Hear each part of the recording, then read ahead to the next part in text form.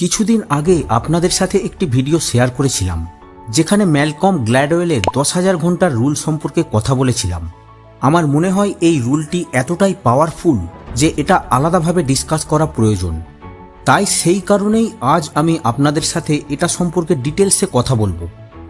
অসাধারণ পারফর্মাররা জন্ম থেকেই এমন হয় নাকি প্র্যাকটিসের মাধ্যমে তৈরি হয়, এই বিতর্ক বহুদিন ধরেই চলে আসছে।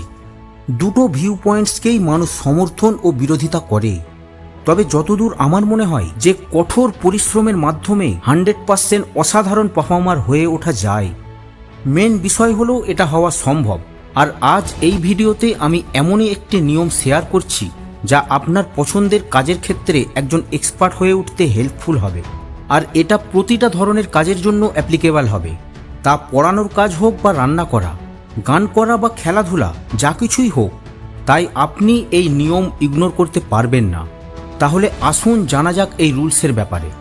এটা একটি সিম্পল আইডিয়া যা বলে যে কোনো দক্ষতা অর্জন করতে 10,000 ঘন্টা প্র্যাকটিসের প্রয়োজন হয়। অন্য কথায় বলতে গেলে একজন ব্যক্তি যদি কোনো জিনিসে মাস্টার অর্জন করতে চান তবে তাকে কমপক্ষে 10,000 ঘন্টা কাজ করতে হবে। চলুন প্রথমে এই রুলকে একটি হাই লেভেলে চেক করা যাক। আমরা যদি খেলাধুলার কথা বলি তাহলে সচিন টেন্ডুলকারকে একজন এক্সপার্ট ব্যাটসম্যান হিসাবে মানা হয়।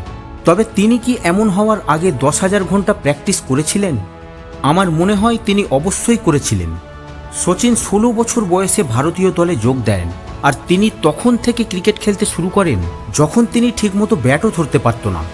যদি এটা মেনে চলা যায় যে তিনি 6 বছর বয়সে ক্রিকেট খেলা শুরু করেন, তবুও দলে যোগ দেওয়ার আগে তিনি 10 বছর ক্রিকেট খেলেছেন। মানে যদি ডেইলি 3 ঘন্টারও কম সময় খেলে থাকেন তবুও দলে যোগ দেওয়ার আগে 10,000 ঘন্টা প্র্যাকটিস করে ফেলেছেন।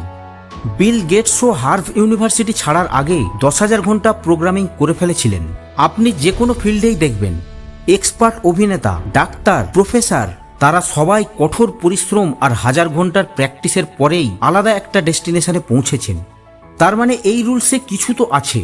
তবে আপনি এটাও ভাবতে পারেন যে এতে আর নতুন কি আছে। আমরা ছোট থেকেই শুনে আসছি যে কঠোর পরিশ্রমের কোনো বিকল্প নেই, সফলতা কেবল পরিশ্রমেই আসে। হ্যাঁ, এটা সত্যি, কিন্তু এই নিয়মে বিশেষ কিছু আছে। আগে কঠোর পরিশ্রমকে ডিফাইন করা হয়নি, কিন্তু এখানে ডিফাইন করা হয়েছে 10,000 ঘন্টার প্র্যাকটিস। আর এই কথাটাই একে বিশেষ করে তোলে। বন্ধুরা, যখন একটি লক্ষ্যের সাথে সংখ্যা জুড়ে যায় তখন সেই সাধারণ লক্ষ্যটি হয়ে যায় স্মার্ট লক্ষ্য। আর এটা 10,000 ঘন্টা নিয়মের ক্ষেত্রেও তাই। গ্ল্যাডওয়েল কঠোর পরিশ্রমকে একটি নাম্বার দিয়েছেন 10,000 ঘন্টা ইচ্ছাকৃত প্র্যাকটিসের জন্য। তাই আপনি একটি সঠিক ডাইরেকশন আর এম পেয়ে যাবেন যে আপনাকে কতটা কঠোর পরিশ্রম করতে হবে। আর এটাও মনে রাখবেন যে এই কঠোর পরিশ্রম কেবল সাফল্য অর্জনের জন্য নয়, এটা তার চেয়েও বেশি কিছু।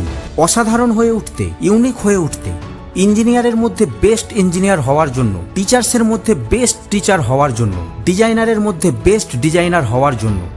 এই নিয়মের সবচেয়ে গুরুত্বপূর্ণ বিষয় হলো ইচ্ছাকৃত প্র্যাকটিস, মানে সেই কাজে দক্ষতা অর্জনের জন্য ইচ্ছাকৃতভাবে কাজ করা। কেননা শুধু প্রয়োজনে বা বাধ্য হয়ে অনেকেই কাজ করেন, কিন্তু যারা মাস্টার হয় তারা এই এম নিয়ে কাজ করে যে সেটাতে এক্সপার্ট হতে হবে। তারা লাগাতার তাদের কাজে ইমপ্রুভমেন্ট করে, এক একটা জিনিসকে ডিটেলভাবে বোঝে আর সেটাতে নিজেকে ইমপ্রুভ করতে থাকে। তারা সহজে স্যাটিসফাই হয় না এবং সর্বদা ইমপ্রুভমেন্টের সন্ধানে থাকে। এই কারণেই অনেকে বহু বছর ধরে একই ধরনের কাজ করেও তাতে অ্যাভারেজই থাকে, নিজেকে ইমপ্রুভ করার বিশেষ কোনো চেষ্টা করে না। ওকে, নিয়ম তো জানলেন, কিন্তু এখন এটা দিয়ে কি করবেন? এবার আপনাকে আপনার পছন্দের ফিল্ডে একজন এক্সপার্ট হতে হবে। কিন্তু তার আগে যদি আপনার মনে প্রশ্ন আসে যে এক্সপার্ট কেন হবেন, তাহলে ডেসক্রিপশনে লিংক আছে, গিয়ে ভিডিওটি দেখতে পারেন। বন্ধুরা, এক্সপার্ট হতে হলে আপনাকে 3টি জিনিস করতে হবে।